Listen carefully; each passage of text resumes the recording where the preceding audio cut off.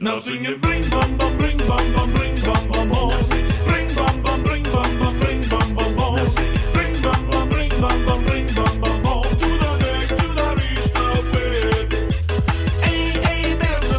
bed. Now, like we said, because this isn't a Gojo vs Makima-esque matchup where you'll need a PhD and 3 math lectures to even understand what's going on, the only thing that really matters are raw stats.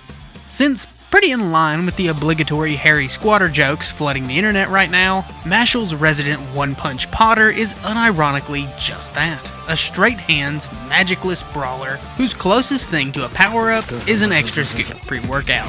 And while Asta did develop anti-magic swordsmanship to compensate for his shortcomings as a monolith wizard, that wouldn't really do anything to someone whose power set is entirely comprised of never skipping leg day. So all we really have to do to effectively solve this one is just answer who's faster and who's stronger. Unfortunately for us, Black Clover and Mashle, unlike a lot of other new gens, are both series that actually like to show off some very impressive visual benchmarks every few dozen chapters or so to let the audience get a good gauge of the main cast's growth throughout the story. Early on in both series, mountain busting was made out to be pretty impressive, and then through hundreds of chapters, we progressed into seeing characters annihilate entire countries in a single blast, or even move continent-sized structures with just their raw stats. And then by the final chapters, there are even some very strong implications of outright planetary levels of power for the upper echelon of the cast. Asta and Mash surprisingly share a lot more in common in terms of their general scale and progression, aside from just being buff dudes with no magic. In fact, it's to the point that their strongest feats practically mirror one another, since Asta's highest reasonable scaling goes off of Lucifero's 2 world-ending statements, and Mash's comes from his fight with Innocent Zero, who threatens to do the same with this attack. But obviously, as you can sort of expect, no planets were actually destroyed, despite the claims, because that would have effectively ended the story, making these feats relatively hard to gauge since they didn't happen on panel, nullifying any super neckbeardy methods we might have had to calc out their effects. But if they're both basically capped with the same strength feats and lack the hacks to compensate though, how do we compare them? And to that, I'd have to say, context is king. Because in my opinion, one character does have a slight edge here.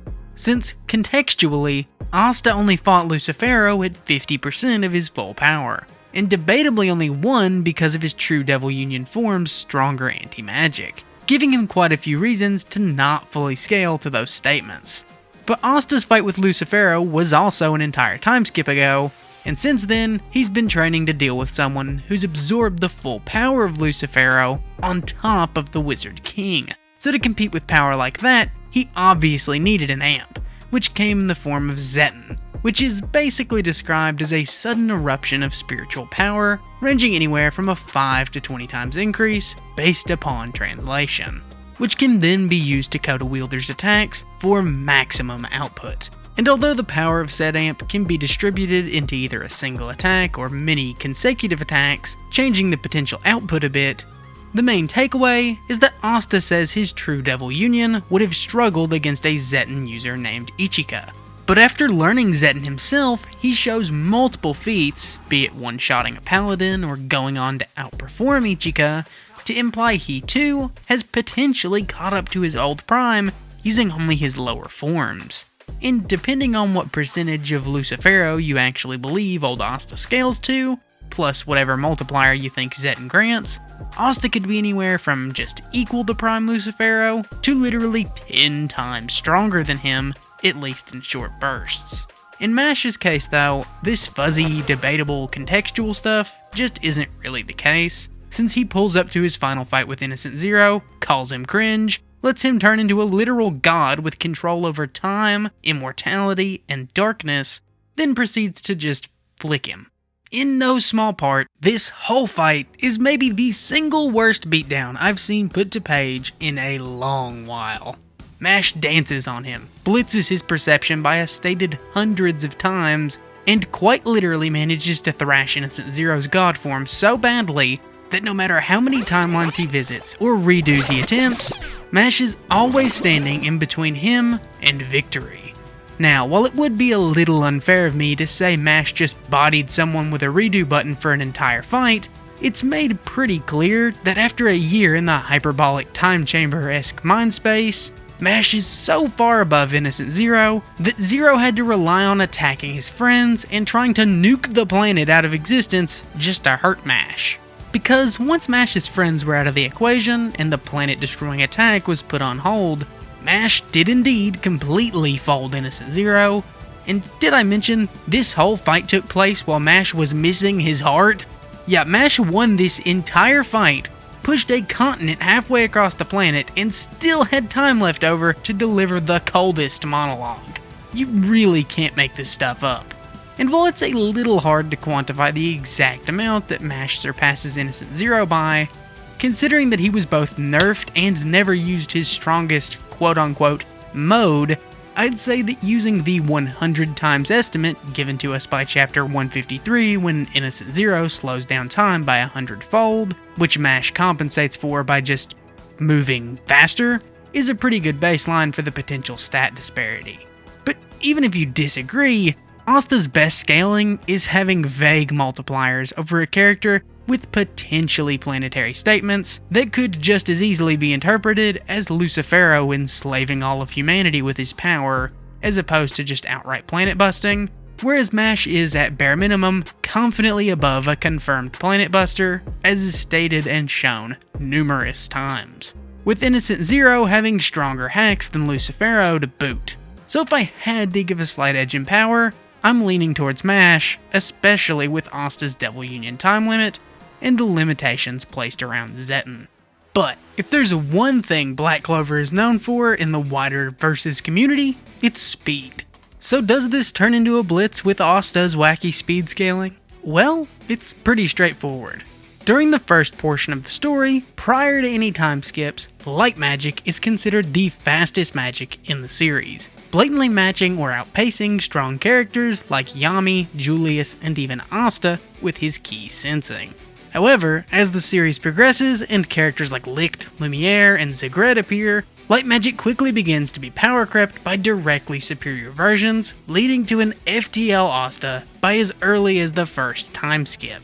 But through training, unlocking the Black Form, True Devil Union, and Zeton, it's really not hard to see how general power creep makes light magic seem pretty irrelevant hundreds of chapters deep.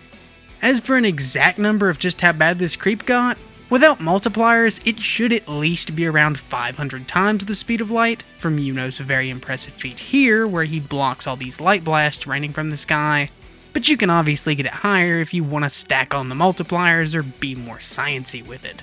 This same logic is also pretty true of Mash though, as during his fight with Domina, and I'm not making this up, he became a one-man water bucket brigade, creating tens of thousands of after images instantaneously, in an act that is called physically impossible, and usually clocked in at about 35 times the speed of light. From there, we can back it up with more light speed calcs like this one, as well as using the 100 times multiplier Mash got from moving faster in Innocent Zero's slowed time, to put him at well over 3,500 times FTL. Now before you leave your rage comments, no, I'm obviously not saying that Mash is just gonna speed blitz Asta. I'm just trying to point out that these massively faster than light scales aren't anything exclusive to Black Clover at all. In terms of who's actually faster, I honestly think there's some nuance here, because Asta's key sensing that we mentioned before is a form of spiritual precog, sort of like Sage Mode or Observation Hockey, which dramatically boosts his overall perception and effective combat speed. But Mash has something called Weakness Mode that acts as a state of perfect lethargy, where he loosens his muscle fibers to become as difficult to strike as paper in the wind. It's basically what would happen if Saitama tried to use Ultra Instinct. So while Asta might conventionally win out in speed, Mash can still respond with instinctual movement. And since both can fly too, I'd imagine any movement edge that Asta gets here is very minor. But saying that, who actually wins? because our tried and true method of who's more jacked has effectively led us to a tie, with one being faster and the other being stronger. So how can we possibly decide on a winner? I'll tell you how, we just add another category. Since as this video has shown, these two share a lot more in common than just their origins. From story to scaling and even their general movesets, these two are practically one in the same, capable of countering each other at almost every turn. Except for the sole case of endurance. Now while I'm not saying Asta hasn't had his fair share of beatings, Mash's insane bodily control has let him survive being cut to ribbons, having his spine eviscerated and his heart ripped out, just to nonchalantly power through it like some sort of gag character for minutes at a time. So even ignoring that weakness mode, which provides Mash with an inherent advantage to Asta's slashing attacks, as well as the minor strength advantage he holds, Mash, just by being a magicless, normal guy, is inherently Asta's worst kind of matchup. Something he has no counter to, and only a limited time to deal with, before Mash hits him with the 認めるよ、真人。俺はお前だ。 And that's all for today. Thanks, everyone.